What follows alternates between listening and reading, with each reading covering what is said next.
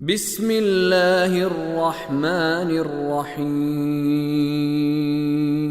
والناشرات نشرا فالفارقات فرقا فالملقیات ذکرا عذرا او نذرا۔ پھر صحیفوں کو کھول دینے والے ہیں، پھر حق کو باطل کو جدا کر دینے والے ہیں، پھر یاد خدا دلوں میں ڈالنے والے ہیں، حجت تمام کرنے کے لیے ہو یا تنبیہ کرنے کے لیے۔ گزشتہ درس میں ہم نے آیت نمبر 5 کے الفاظ کے معانی بیان کر دیے تھے۔ آیت نمبر 6 کے الفاظ کے معانی کی طرف توجہ فرمائیں۔ عذراً او نذرا، حجت تمام کرنے کے لیے ہو یا تنبیہ کرنے کے لیے۔ آیت نمبر 6 کا پہلا لفظ ہے عذراً، عین، ذال اور را اس کے بنیادی حروف ہیں، اور یہ لفظ ہم اردو زبان میں بھی استعمال کرتے ہیں۔ ہم کہتے ہیں مثلا میں جو یہ کام کر بیٹھا ہوں میرا عذر یہ ہے، یہ مجھ سے غلطی ہوئی ہے اور میرا عذر یہ ہے۔ انگریزی زبان میں جس کو ایکسکیوز کہا جاتا ہے کہ یہ سبب تھا جس کی وجہ سے مجھ سے یہ غلطی ہوئی ہے۔ تو عذراً یعنی عذر، توجہ فرمائیں، عربی زبان میں یا ہم اپنی زبان میں بھی اگر اس کا معنی لیں تو عذر کے 3 معانی کیے جا سکتے ہیں، یعنی 3 قسمیں ہیں عذر کی۔ جب انسان سے کوئی غلطی ہوتی ہے تو وہ اس غلطی کے بعد 3 قسم کے عمل کر سکتا ہے۔ پہلا، اصلاً انکار کر دے کہ میں نے وہ کام کیا ہے، یعنی مکر جائے، کہے میں نے وہ کام کیا ہی نہیں ہے۔ ایک عذر کی یہ شکل ہے، یعنی یہ عذر پیش کیا اس نے تاکہ سزا سے بچ سکے کہ میں نے یہ کام کیا ہی نہیں۔ عذر کی دوسری شکل کیا ہے کہ کوئی ایسا ٹھوس سبب بیان کر دے، وجہ بیان کر دے کہ جس کی وجہ سے اس کو وہ کام کرنا پڑا، اور وہ وجہ یا سبب ایسا ہو کہ جس پر اس کی پکڑ نہ کی جائے۔ یہ بھی عذر کی ایک شکل ہے، یعنی اس کا دوسرا معنی ہے۔ اور تیسرا معنی کیا ہے کہ اقرار کر لے کہ مجھ سے یہ غلطی ہوئی ہے، لیکن عہد کرے، وعدہ کرے کہ آئندہ اس غلطی کی تکرار نہیں کرے گا۔ اس تیسرے معنی پر اگر آپ توجہ فرمائیں تو یہ وہ چیز ہے جس کو ہم دوسرے لفظوں میں توبہ کہتے ہیں۔ توبہ کیا ہے؟ گناہوں پر ندامت ہو جائے انسان کو، اور اپنے خالق کے سامنے، اللہ تبارک و تعالی کے سامنے اقرار کرے اپنے گناہوں کا، اپنے جرائم کا، اور خدا سے وعدہ کرے کہ میں آئندہ ان گناہوں کی تکرار نہیں کروں گا۔ تو یہ 3 شکلیں ہیں، 3 معانی جو میں نے عرض کیا عذر کے۔ پہلا، اصلاً مکر جائے، انکار کر دے اور کہے میں نے کیا ہی نہیں ہے۔ دوسرا، کوئی سبب اور کوئی وجہ ایسی بیان کر دے جس کی وجہ سے سننے والا قبول کر لے اور پکڑ نہ کرے اور سزا نہ دے۔ اور تیسرا یہ کہ اقرار کر لے کہ مجھ سے غلطی ہوئی ہے اور کہے کہ میں آئندہ اس غلطی کی تکرار نہیں کروں گا۔ اس کو عذر کہا جاتا ہے۔ تو یہ جو فرمایا پھر یاد خدا دلوں میں ڈالنے والے ہیں، عذراً او نذرا۔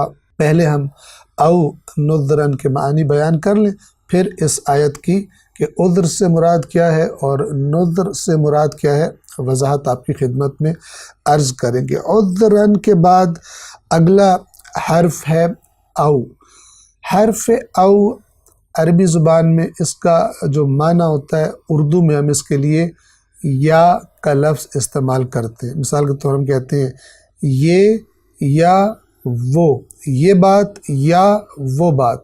اس کو عربی زبان میں اس یا کے لیے او کا لفظ استعمال ہوتا ہے۔ مثلا ہم کہتے ہیں توحید او شرک، اردو میں کیا ترجمہ کریں گے؟ توحید یا شرک۔ تو او یعنی یا۔ اگلا لفظ ہے نذراً، نون، ذال اور را۔ توجہ فرمائیں، نذر وہی لفظ ہے کہ جس سے لفظ نذیر جو بشیر کے مقابلے میں آتا ہے قرآن مجید میں نازل ہوا۔ نذر کا معنی ہوتا ہے ایسی خبر جس میں خوف کا پہلو ہو، جس میں ڈر کا پہلو ہو۔ اس سے لفظ انذار ہے۔ انذار کے معنی کسی خوفناک چیز سے خبردار کر دینا، آگاہ کر دینا، کسی آنے والے خطرے سے آگاہ کرنے کو انذار کہتے ہیں۔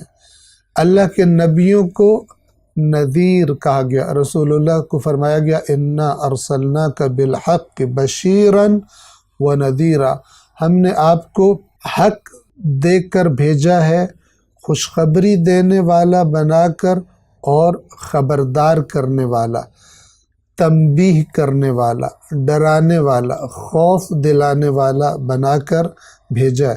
یعنی جو اللہ کی بات مان لیں گے ان کو خوشخبری سنا دینے والا، اور جو اللہ کی بات نہیں مانیں گے ان کو آنے والے عذاب سے، اس خوفناک عذاب سے ڈرانے والا، خبردار کرنے والا، تنبیہ کر دینے والا۔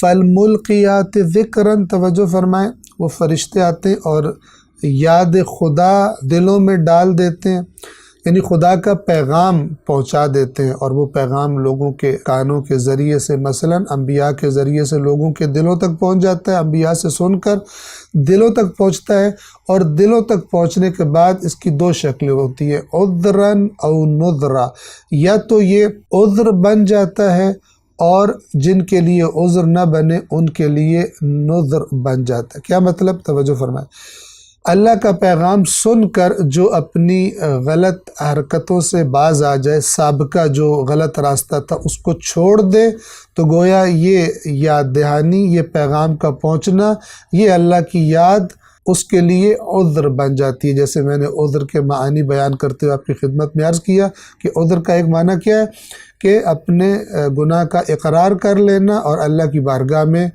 توبہ کر لینا اور کہنا کہ میں آئندہ تکرار نہیں کروں گا۔ تو یہ جو ذکر، یاد، اللہ کی یاد یا قرآن کریم کی آیات دلوں میں ڈال دیتے ہیں، اس کا نتیجہ کیا نکلتا ہے؟ کچھ لوگوں کے لیے یہ آیات عذر بن جاتی ہیں، یعنی وہ توبہ کر لیتے ہیں اور اللہ کی بارگاہ میں معافی مانگ لیتے ہیں، اور جو یہ لوگ نہیں کرتے ان کے لیے کیا بن جاتی ہیں؟ او نذرن، ان کو گویا ان آیات کے ذریعے خبردار کر دیا جاتا ہے، اس لیے کہ اللہ تبارک و تعالی اس وقت تک کسی کو سزا نہیں دیتا، کسی کو عذاب نہیں کرتا جب تک کہ بات اس تک پہنچا نہ دی جائے، اس کو بات کا پتہ لگ جائے۔ اب پتہ لگنے کے بعد جب وہ جان بوجھ کر اللہ کی نافرمانی کرے گا، اپنی خواہش نفس کی پیروی کرے گا، تو تب وہ اللہ کے عذاب کا مستحق قرار پائے گا۔ لہٰذا یہ جو فرشتوں کی طرف سے فرشتے ذکر لے کر آتے ہیں اور دلوں میں ڈال دیتے ہیں، یہ کچھ لوگوں کے لیے عذر بن جاتا ہے اور کچھ لوگوں کے لیے نذر، یعنی ان کو خبردار کرنے کا سبب بن جاتا ہے۔ السلام علیکم ورحمۃ اللہ وبرکاتہ۔